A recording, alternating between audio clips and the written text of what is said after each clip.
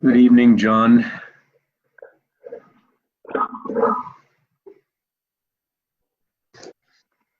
I don't know if John has his speaker on or not. I do not, but could you? Oh, now I do. there you are. Good evening. Good evening. You're under a tent or an umbrella. It looks like it. In any case, I had asked Tan Brian to talk about the 4 foundations of mindfulness,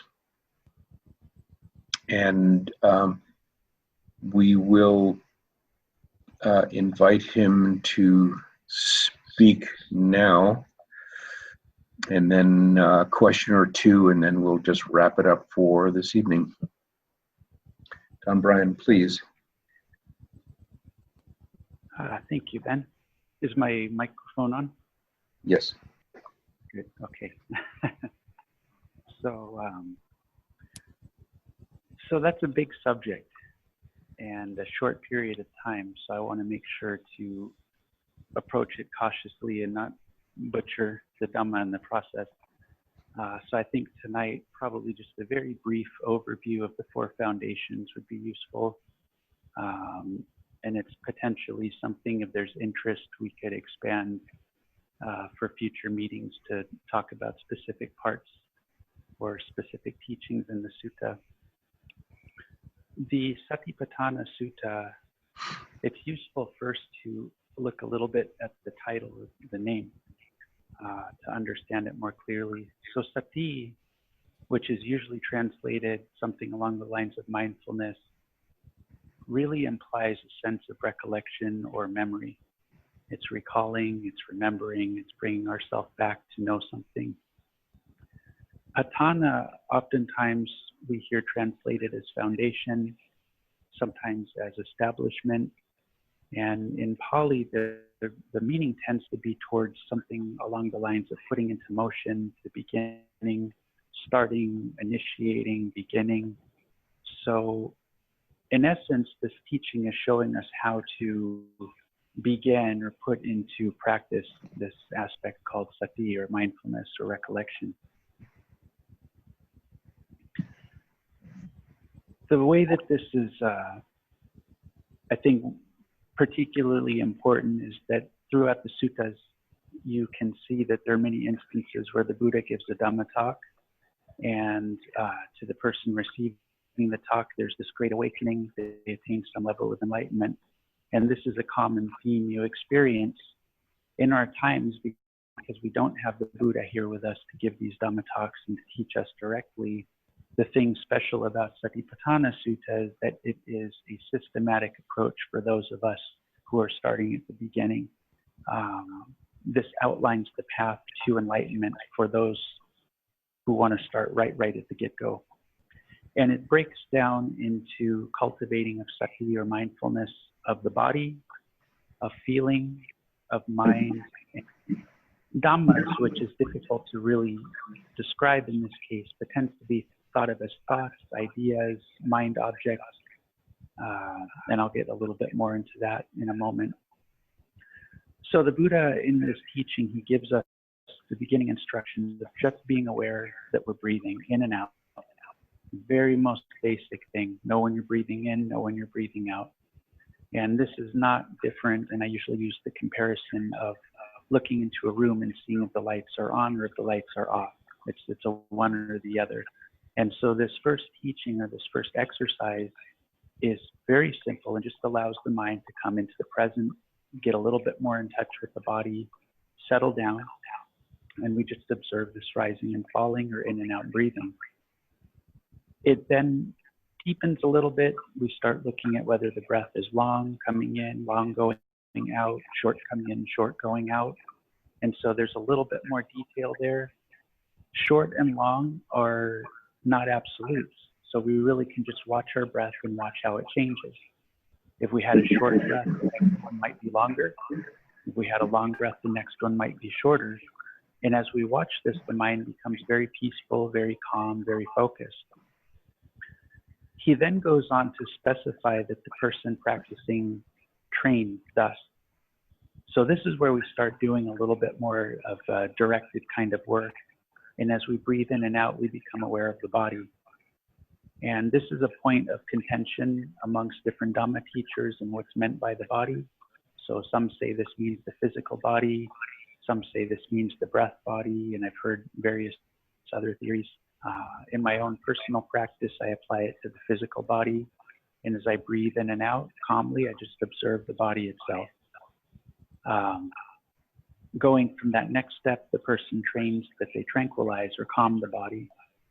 And so as you're watching the body, and we do this in even the Mahasi technique, we observe standing or we observe sitting, we observe the various experiences and note tensions and things that may be there.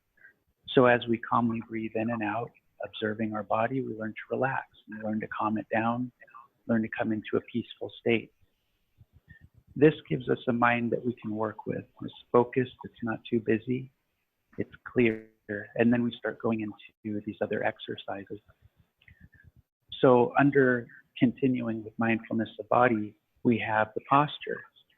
Now this is walking, standing, seated, or lying down, but this also includes any other posture. If we're leaning against the wall, anything that we're doing, we have clear comprehension that this is what we're doing. We know we're standing, we know we're walking, we know we're sitting, we know we're lying down. It goes on to become an active thing because these postures tend to be very simple. The Buddha goes into the next exercise of being clearly aware when we move our body. If we're moving our limbs, we're stretching, we're bending. He specifically talks about putting on the robe, picking up the bowl to go for alms. But for lay people, this could be getting ready for work in the morning, going to your job, going to make a living. It includes even physical processes, urinating, defecating, could include things in our purpose like brushing our teeth, taking a shower. So we have an active application of sati here, mindfulness. We know what we're doing in all things. It becomes a little more conceptual in the next step. We start looking at the body in terms of the parts. And the five most well-known are the hair on the head, the hair of the body, the nails, the teeth, and the skin. And observing the body in terms of its parts is extremely helpful in breaking our infatuation with the body, whether it's for lustful purposes, whether it's attachment to loved ones, pets. I mean, it doesn't matter what it is. We become attached to people for various reasons. When you begin to observe a human being in terms of parts, or you observe yourself in terms of parts, you break down some of the idea of self or the idea of person. The parts continue from there to become a bit more gruesome. So you get into things like the muscles and the tendons and poop and pee and blood and pus and all kinds of other stuff. And some of these things can be more conceptual if you're not working at the hospital. But for anybody, they can look at their nails, they can look at their teeth, they can look at their skin, they can experience these things. And I find oftentimes this recollection comes to me at Costco, where I'm walking around and I feel my teeth in my mouth. And I see around me maybe 100 people full of teeth, full of all these different things. And I just think, I'm surrounded by thousands of teeth. It would be quite a sight if they all fell on the floor at the same time. Just the sea of teeth, or all these people's intestines or something like that on the floor at the same time. You're laying with your loved one watching a movie on the couch and you've got a couple inches of bone between two squishy brains. You know, when you see things in this way, it's not to gross us out, but it's to show us this other part of our humanity and what we are as human beings. It's just a collection of body parts. It helps us to let go of some of our attachment. One of the other exercises is going to be observing the body in terms of elements. And this is hardness and softness, which we call earth. This is cohesiveness and liquid, and that type of observable factor, which we call water. There is heat, which we call fire. and there is motion and wind, which we call air. And so when we practice, for example, noting rising and falling at our abdomen, this would fall under the element of air and the element of movement. And also we can observe the air itself coming in and out of the body. And the Buddha compared this something along the lines of like opening a bag and looking to see what kind of different beans and grains and things are in the bag. So we look at the body in this very same way, just seeing what components are available to us to observe. The next and last one of body is observing of the body as a corpse. And this is a very powerful practice. It's not something for everybody, but it was done in the Buddha's time. Monastics and various ascetics would go to charnel ground, like a cemetery, open air cemetery, and they might camp out for days or weeks or months or even longer and observe the decomposition of bodies and reflect on the inevitability that their own body would eventually meet that same end. And so again, reflecting in this way is not meant to be disturbing, but it is meant to break us out of our spell of complacency and just being very heedless. You know, when you see this is the end game, there's no pockets in that body, you're not taking your money with you, you're not taking your achievements with you, it makes you reevaluate what's important, and it makes you look at the Dhamma in a very different way. You see that the real treasure is going to be panya, or the wisdom that we're able to give rise to in this practice. And it's the one thing that does benefit us in the future. Not to say you don't make a living, not to say you don't do the best you can, but you realize it's not going to go with you. And so it really does change the way that we live, make us more conscientious about causing less harm and being just generally better people. So this is the exercises falling under kaya, or body. The next is vedana, or feeling. And feeling in this, this basically is meaning like sensations that occur. And so a good example is when you sit practicing meditation, maybe you have some pain in your knee, pain in your back. That's a painful sensation of the body. Maybe you have a pleasurable sensation arise, like kind of a feeling of calm, tranquility, peacefulness. This is a pleasant sensation. It might be in the body, it might be in the mind. And so in this part of the sutta, the Buddha makes it pretty straightforward. He says, when a painful feeling arises, you know. When a pleasant feeling arises, you know. And when a feeling arises that's neither painful nor pleasant, you know. And then further than that, you know whether it's affecting the body or affecting the mind. The next is going to be chitta, or mind. And this is going to look at things a little bit more like tendencies of the mind or the mood. For example, if the mind has ill will, we know it has ill will. If the mind has lust or craving, we know it has craving. If the mind is deluded, we know it's deluded.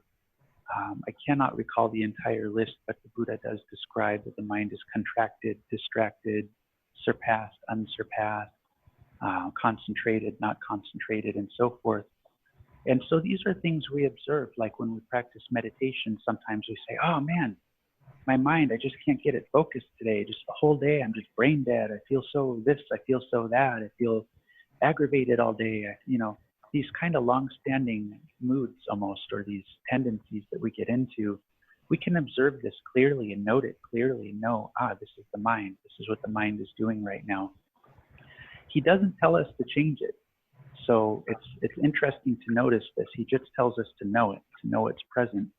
And for the most part, when you can observe that clearly, you stop feeding it and it will tend to dissipate by itself. But he wants us to be very clearly noting all of these things changing and coming about. And we're pressed for time, so I'm going to hit on the last one, which is dhammas. And in this part of the sutta, he describes, for example, the 5 hindrances and knowing when the 5 hindrances might be present. This is going to be, again, ill will, craving, laziness or tiredness, restlessness, doubts and uncertainties. And so when these things arise in our practice, we just note clearly that they're present. We can observe the 5 khandhas, the form, feeling, perception, mental formation, consciousness. These are the things that we cling to, that we believe are us and self. So we can explore these things in practice. We can explore the 6 senses. and observing when we see, hear, smell, taste, and touch, and think about things. The Four Noble Truths, and reflecting on what is the Four Noble Truths and experiencing that directly. And so in this way, we can see pretty clearly that the Buddha really doesn't leave anything unturned. So anything, everything whatsoever that is occurring that you can be aware of, you can be aware of with mindfulness or sati. Now, most of the time this refers to knowing what's happening, observing what's happening, and catching when the mind disappears. But a flip side, or more, or I should say less talked about aspect of mindfulness is remembering. So we study the Dhamma, and we study these teachings, and we talk about these teachings together.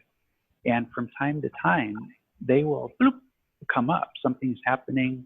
We observe a mood changing. We're bored. Brian's talking too long. We're happy. Brian said something we like. Whatever it is, these different things happen. Boom, it comes up. We recognize, oh, there's craving, or there's disliking, or there's boredom, or there's whatever it is. So part of mindfulness is not just knowing what's happening, but being able to apply these teachings we've learned from Dhamma in those instances, so that in all times we are not only observing the Dhamma, but reflecting on what we do know, what we have learned. So that's the whole reason for listening to a Dhamma talk, or discussing the Dhamma with others, or studying, or any of these things, is to accumulate these future useful teachings, that when something arises, we have some way of labeling or understanding it. So it's very brief, and unfortunately I got to keep it brief because time is limited tonight. But these four foundations, body, feeling, mind, and Dhamma, are four things that we have all experienced, believe it or not. Sometimes the language or the terminology makes it seem that they're a little bit obscure, but every single one of these things has been experienced by every person practicing meditation, whether or not we've realized it, known how to label it. And so my advice, or my takeaway from what I'm talking about this evening, would be to take the time, when you have some time, reflect and read through the Satipatthana Sutta. There are audio files available online too. Analayo is a monk who's put out some really nice recordings to explore some of these teachings.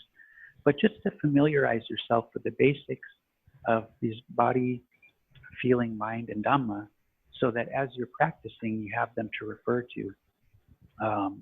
This sutta is hugely important, and is the basis of basically all the Vipassana practices we're doing, Mahasi, Goenka, and everybody else under the sun. So this is source material straight from the Buddha himself. And again, I can't overemphasize that for those of us who are not living in the time of the Buddha and able to hear a direct discourse, for him to state that practicing according to this will lead to the end, that will lead to enlightenment, is a huge thing. It's a massive tool for us. And he goes so far as to say, starting with 7 years, if one practices diligently, that they can attain enlightenment. And he gradually reduces the time to a person who has particular skill and the right means to do so could actually attain enlightenment in 7 days. So this is a very powerful teaching, and I'm not doing it at all justice tonight, but I do encourage you to explore it for yourself when you have suitable time, and benefit from it as much as possible. So, Brian, I've got to interrupt. That was probably the most encapsulated presentation of the four foundations. That was brilliant. Just absolutely brilliant. Oh gosh, thank you. I felt like it was horrible, but time is time. So it is time, and you're panting. There was so much to talk about, but this really does open up something that you and I will talk about at some other time. There may or may not be questions. If you do have questions about this sutta, about this presentation, please direct them to Tom Brian, and he'll be more than happy to respond to them as he can. I just wanted to close with a different metta that than has been used in the last few months. I'm just selecting a few sections that are quite meaningful. and thank you for being together. May I be free from enmity and danger. May I be free from mental suffering. May I be free from physical suffering. May I be able to take care of myself happily. May my parents, teachers, relatives, and friends be free from enmity and danger, be free from mental suffering, be free from physical suffering. May they be able to take care of themselves happily. May all beings, all breathing beings, all creatures, all individuals, all personalities, all females, all males, all noble ones, all worldlings, all deities, all human beings, all those in the four woeful planes, be free from enmity and danger, be free from mental suffering, be free from physical suffering. May they be able to take care of themselves happily. May all beings be free from all forms of suffering. All wisdom and fortune they have gained not be lost. All that hasn't been attained and gained be received. All beings are owners of their own karma.